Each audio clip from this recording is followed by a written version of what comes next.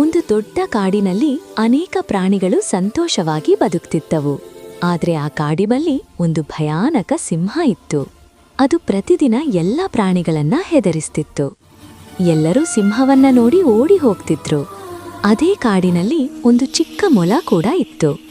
ಅದು ಗಾತ್ರದಲ್ಲಿ ಚಿಕ್ಕದಾಗಿದ್ದರೂ ತುಂಬಾ ಬುದ್ಧಿವಂತ ಮತ್ತು ಧೈರ್ಯಶಾಲಿಯಾಗಿತ್ತು.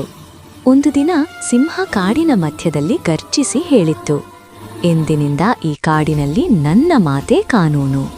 ಎಲ್ಲ ಪ್ರಾಣಿಗಳು ನಡುಗಿದವು. ಆದ್ರೆ ಚಿಕ್ಕ ಮೊಲ ಶಾಂತವಾಗಿ ಯೋಚಿಸಿತು. ಮೊಲ ಸಿಂಹದ ಬಳಿಗೆ ಹೋಗಿ ಹೇಳಿತು, ಓ ರಾಜನೇ, ನೀನು ನಿಜವಾಗಿಯೂ ಶಕ್ತಿಶಾಲಿಯೇ ಎಂದು ಪರೀಕ್ಷಿಸಬೇಕು. ಸಿಂಹ ಅಚ್ಚರಿಯಿಂದ ಕೇಳಿತು, ಏನು ಪರೀಕ್ಷೆ? ಮೊಲ ಸಿಂಹವನ್ನ ಒಂದು ಆಳವಾದ ಕೆರೆಯ ಬಳಿ ಕರೆದೊಯ್ತು.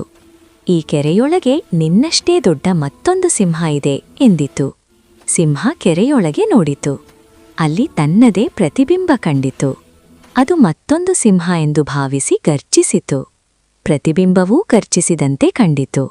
ಕೋಪಗೊಂಡ ಸಿಂಹ ಕೆರೆಯೊಳಗೆ ಜಿಗಿದು ಬಿದ್ದಿತು ಮತ್ತು ಈಜಲು ಬರದೆ ಹೊರಬರಲಿಲ್ಲ. ಕಾಡಿನ ಎಲ್ಲಾ ಪ್ರಾಣಿಗಳು ಸಂತೋಷಪಟ್ಟವು. ಚಿಕ್ಕ ಮೊಲವನ್ನ ಶ್ಲಾಘಿಸಿದವು. ಎಲ್ಲರೂ ಹೇಳಿದರು, ಗಾತ್ರವಲ್ಲ, ಬುದ್ಧಿಯೇ ನಿಜವಾದ ಶಕ್ತಿ.